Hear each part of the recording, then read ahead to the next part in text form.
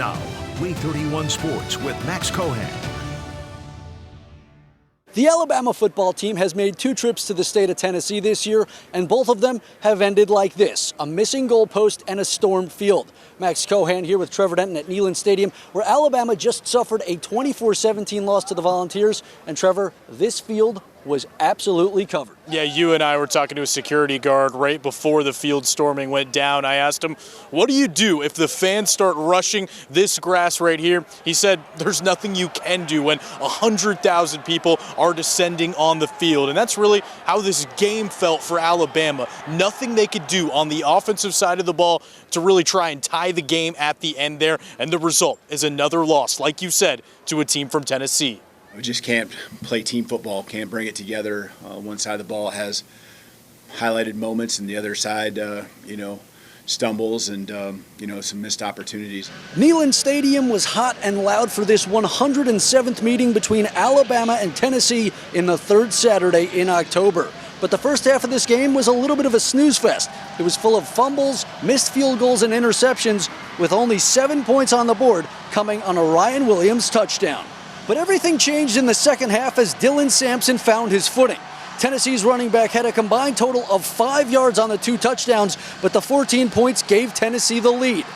Alabama would take the lead back at the start of the 4th on a quick score from Justice Haynes, but Tennessee would grab it right back as Chris Braswell makes an insane grab, putting Tennessee up 4 with just under 6 minutes left to play. With a minute and a half remaining, the Volunteers would kick a field goal, putting them up 7 and putting the ball back in Jalen Milroe's hands, needing a touchdown to send this game to overtime. But there were no Milroe miracles tonight, as the quarterback was picked off, sending Neyland Stadium into a frenzy and filling the field with fans and smoke in the 24-17 loss. I know there's enough guys that still believe, that still want to, go do what we want to do. There's a lot of season left for not just us, but everyone. And it's going to go fast if we don't take advantage of it. That urgency's got to be there. There's no question.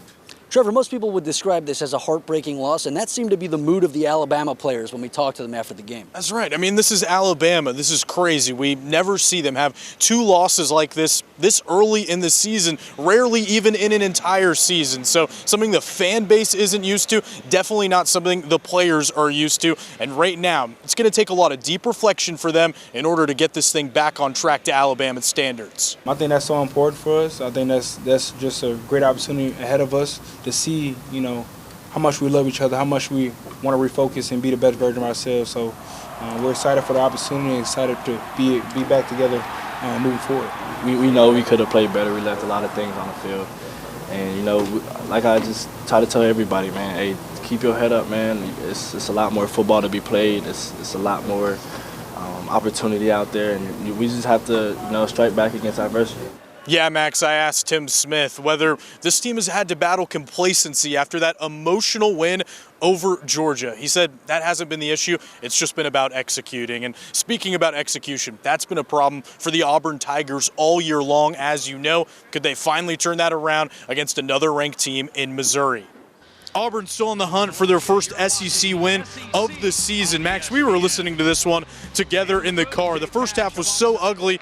Let's go ahead and move on to the 3rd quarter. Peyton Thorne looking deep, and there's Cam Coleman more wide open than our schedules after football season. The freshman catches his first touchdown since the season opener. A couple minutes later, Oscar Chapman out to punt. The Australian-style kick poses problems for Luther Burden. Antonio Kite falls on it in the end zone. Tigers up 17-3 in Columbia. But the other Tigers claw back in it, and with less than a minute left, they seize the lead, capping off a 17-play, 95-yard drive. Heartbreak just seems to find Auburn every week as they fall to 0-4 in SEC play for the 2nd year in a row. And Trevor, this was a Saturday where both Auburn and Alabama really needed wins. Neither could get them, both heading home heartbroken tonight. Yeah, all I see right now are cigars all over the ground and another goalpost taken down. Tough year to be a goalpost in the state of Tennessee. None of them are safe right now. And of course, the Auburn Tigers still doing that soul searching they've really been on this entire season. Both these teams entering the home stretch of conference play. We'll see if they can right the ship before it's too late. For Trevor Denton, I'm Max Cohan reporting in Knoxville with coverage you can count on.